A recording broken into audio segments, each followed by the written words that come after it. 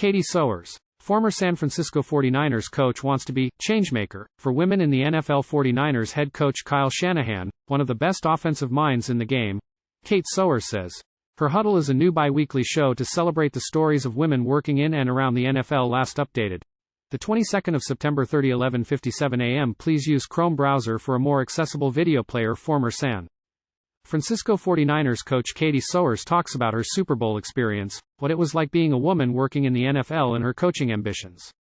Watch the full interview on Her Huddle at 9 p.m. Thursday. Sky Sports NFL. Former San Francisco 49ers coach Katie Sowers talks about her Super Bowl experience, what it was like being a woman working in the NFL, and her coaching ambitions. Watch the full interview on Her Huddle at 9 p.m. Thursday. Sky Sports NFL. Katie Sowers is a history maker, having become the first female and first openly gay coach to coach in the Super Bowl when part of the San Francisco 49ers staff in the 2019 season.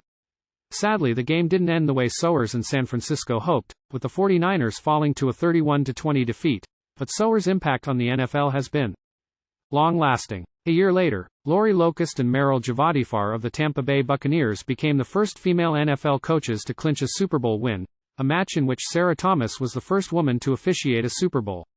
Amy Trask, the NFL's first female CEO, sport has power to unite. In full Week 4 games live on Sky Sports. Mahomes to play as long as Brady?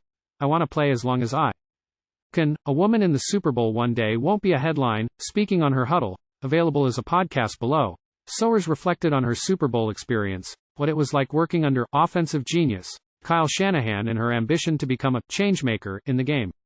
Spotify. Due to your consent preferences, you're not able to view this privacy options. It was one of those moments where I remember looking around during the national anthem and thinking about when I was younger, dreaming of being on a real football team, Sowers recalled.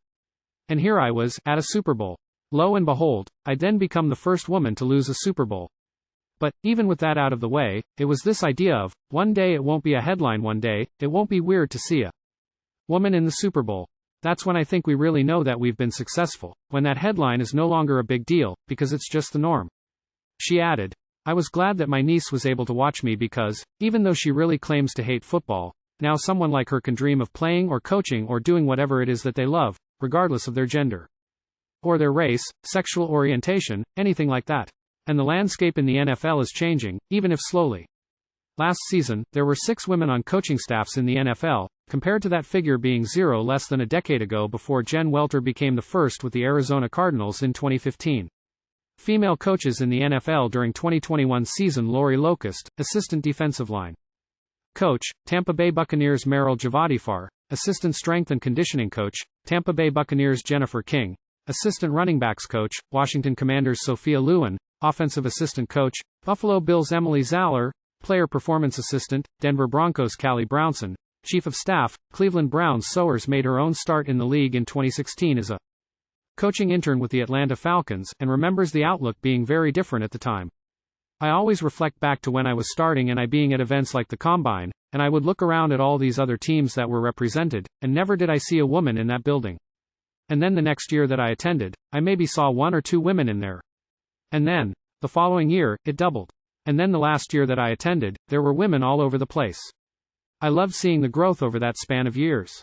We have a lot more to do, but we've come a long way. I'll still never forget that for my 30th birthday I was in Atlanta, and Julio Jones surprised me with a birthday cake. I was just this little coaching intern, not a big deal. And he went out of his way to surprise me. To show that sign of respect for an intern who happened to be a woman was pretty incredible. Katie Sowers on Julio Jones. Shanahan, one of the best offensive minds in the NFL. In 2017, Sowers moved to the 49ers as part of the Bill Walsh Diversity Coaching Fellowship and would stay with the team through the 2020 season, where she worked under head coach Shanahan, who was also part of Atlanta's coaching setup with Sowers in 2016. As well as their run to the Super Bowl in 2019, Shanahan led the Niners as far as the NFC Championship game last season, though Sowers had since departed the team. I feel blessed to have learned from, in my opinion, one of the best offensive minds in the game, Kyle Shanahan, Sowers said. Within my first 4 years in the NFL, I was in the Super Bowl twice, once as an intern in Atlanta, with Kyle an offensive coordinator, and then as a full-time assistant with him as head coach. To be able to say that my time was spent learning from the best, I feel extremely blessed to have had that opportunity. Also on the Niners staff at that time were current Miami Dolphins head coach Mike McDaniel and New York Jets offensive coordinator Mike LaFleur, who Sowers reserved special praise for. The two Mikes, they were a huge pull for me, she said.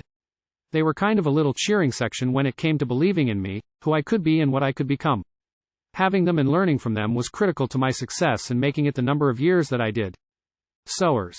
I want to be a changemaker for young women. Sowers left San Francisco to join the Chiefs ahead of the 2021 season. Before, in October of that year, she was appointed as the Director of Athletic Strategic Initiatives at Ottawa University, where she also coaches the women's flag football team. On her hopes and ambitions for the future, Sowers still wants to be a head coach but is unsure of whether her path there will see her back in the NFL. If you would have asked me a few years ago, I probably would have said yes, Sowers said. I do want to be a head coach, but whether it's the NFL, that's yet to be determined.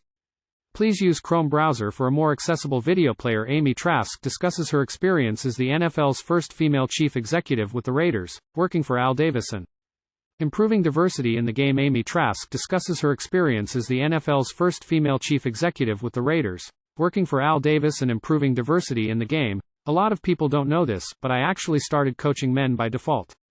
It was because I didn't realize that, one day, there'd be an opportunity that I could coach women in this game of football and actually make a living off of it. To know that I could have an impact on, opening a door for young girls who want to play football, and never thought it was even an option for them, that's what really drives me.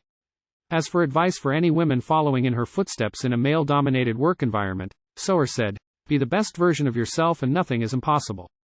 It's a mindset. I think no matter what job, we all have a sense of imposter syndrome.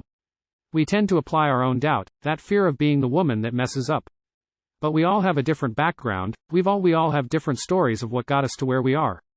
And the more I realize that me being a woman is just one of my differences, the more confidence I have, the more I can bring my true self to the table.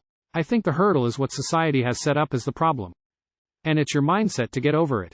Also see Amy Trask. Sport has power to unite. NFL Week 4 games live on Sky Sports. Latest NFL news, NFL videos and highlights. She added, I want to be a changemaker, making the lives of the people that I'm around better.